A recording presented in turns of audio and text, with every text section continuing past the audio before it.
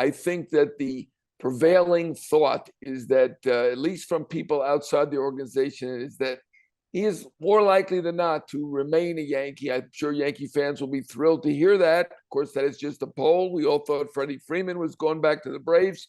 Didn't happen. But from all the executives and agents I talked to, $300 million was just about the baseline, the lowest offer that we're talking about here. Yankees offered $213.5 million, so that would be an $87.5 million raise from that. I mean, he bet on himself. Brian Cashman, the Yankees GM, said that he has earned a pot of gold. We will see exactly what that means. I have some guesses that were even higher than $300 million, some in that $350 million range. And I mean, we're talking about a guy we compared to Babe Ruth this year, and hit 62 home runs, broke the American League record for home runs, and he's going to do amazingly well, and good for him, as Brian Cashman said, help them, but it certainly did help him as well. And I do think the Yankees will pay the freight. We will see if there's somebody that's going to pay more, but I will be surprised if they don't get to that $300 million mark or somewhere in that area. Yeah, I mean, I think it's a long shot. They're not ruling it out. We will see, but I think there are a number of factors working against that. First of all, I think the Mets, like many of the other teams, feel he will likely remain with the Yankees. It does seem to behoove him to remain with the Yankees. He has been a Yankee. The legacy is there. It is good for him financially in terms of marketing and PR and all that.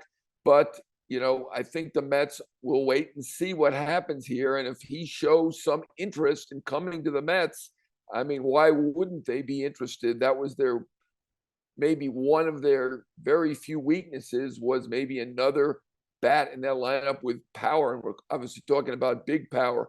I do think there is some reluctance on the part of the Mets, and new owner recently awarded the team Steve Cohen as his second year.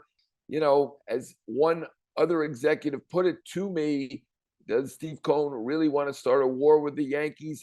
I'm not so sure that he does. So, and obviously beyond that, the potential of the war with the Yankees, they have 7 of their own free agents, some very big stars like Jake DeGrom, Brandon Nimmo, Edwin Diaz. So there are a lot of factors working against Judge and the Mets. Well, Nestor Cortez is a very entertaining pitcher. As we know, he's got kind of that Louis Tiant windup, and, he has faced the Guardians. There I did it again. A few times in the past and had success against them. He's been outstanding.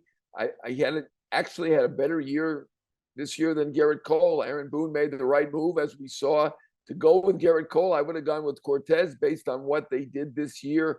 Cortez is outstanding. I mean, 27-year-old, you may say he's a late bloomer. Maybe teams were late to call him up. He had been released, he'd been designated for assignment from some bad teams. Baltimore, when they were not good in 2018, Seattle, when they were not particularly good in 2020. And he has come on and become a star with the Yankees. This is one of their great strengths, to have Cole, Cortez, and then Severino. The question mark for the Yankees is in that bullpen, but the rotation looks good, and we should expect a very good outing from Nestor Cortez. He has been outstanding from start to finish this year.